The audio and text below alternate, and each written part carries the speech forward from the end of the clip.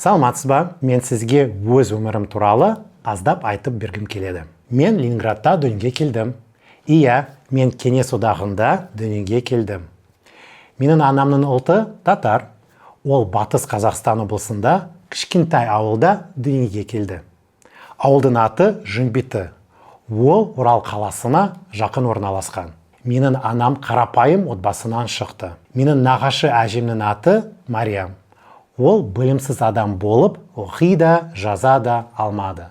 Бірақ ол өте мейірімді, ақылды және жарық адам болды. Кішкентай болғанда мен оны жазуға және оқуға үйретуге тырыстым. Нағашы атам сол кездегі көптеген кеңес азаматтары сияқты зауытта жұмыс істеді. Менің әкемнің ұлты орыс.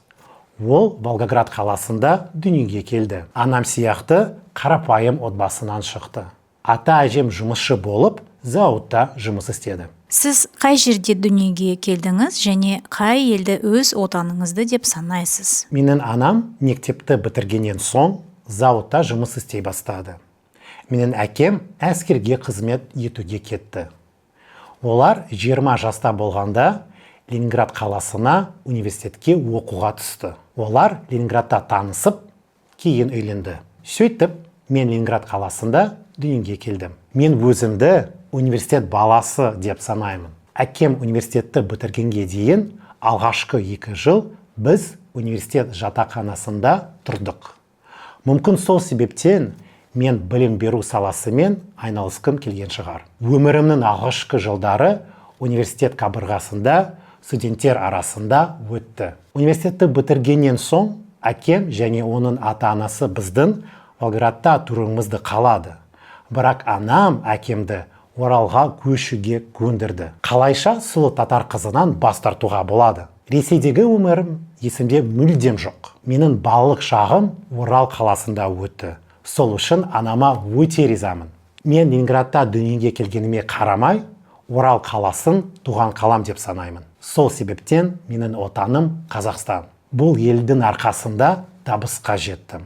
Анашым, егер қазір мені естіп отырсаң, Қазақстандағы бақытты балалық шағым үшін саған көп-көп рахмет. Сіздің бала шағыңыз Оралда 90-шы жылдары өтті. Қиын кезең болды ма? 15 жасыма дейін ата-анам бірге жатақханада тұрдық. Ыстық су болмағандықтан жексенбі күндері біз туыстарымызға жуынуға барып жүрдік. Біздің соншалықты кедей өмір сүргенімізге қатты оялып жүрдім. Өмірім туралы сыныптастарыма да, мұғалімдеріме де ешкімге айтқым келмеді. Қыста бөлмеміз өте суық болғандықтан, әкем әр кеш сайын төсегімді үттіктеп жылытып отырды. Бірақ төсегім тез салқындап кететін болды. Осылайша суық төсекте ұйықтап қалу мен үшін үйреншікті нәрсе болды. Қазіргі таңда мен жылы төсекте ұйықтай алмаймын, тек суық төсекте ғана ұйықтай аламын. Айтпақшы, балық шағымның тағы бір сәтті есіме түсті. Бір жылы қыс бойы бізде электр жарығы болмады. Бөлмемізде тас қараңғы болғандықтан, анам менің үй тапсырмасын орындауым үшін қасымда шам жағып отырды. Ал мен сізге тағы бір тамаша сәт туралы айтқым келеді. Елесеп көріңіз, сап-салқын бөлме, шамның жарығы, біз үшеуміз макарон жеп отырғанда, бір сәтте анам консервілерді шығарды. Сол кезде консервілер қолжетімсіз болды. Бұл балалық шағымның ең бақытты сәтті. Балалық шағымның хикаяларымен бөлісуді жалғастырамын. Менімен бірге болыңыздар.